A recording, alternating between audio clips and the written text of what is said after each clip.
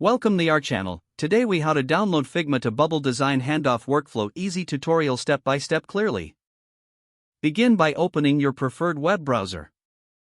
Navigate to the Figma website and log into your account.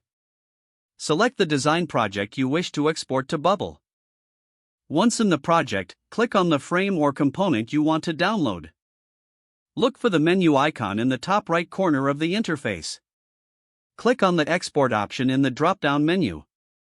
In the export settings, choose the desired format, typically PNG or SVG.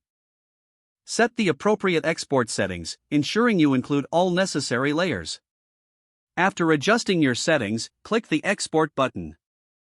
Save the exported file to a location on your computer where you can easily find it. Next, open your Bubble application in a new tab or window.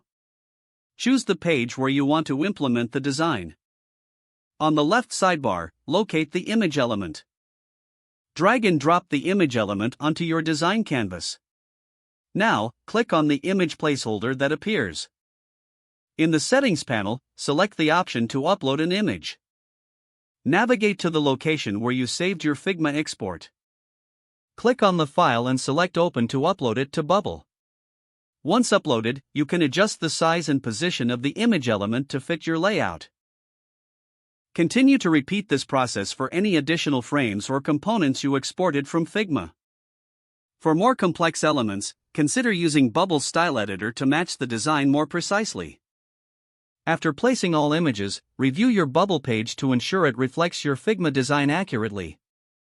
Finally, make any necessary adjustments to the layout, styles, and other elements to complete the integration.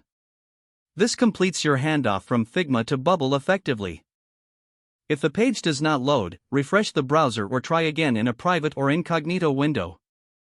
Make sure you are using the correct email address, then retype it carefully to avoid small typos. If your password is not accepted, use the reset option and create a new strong password you can remember.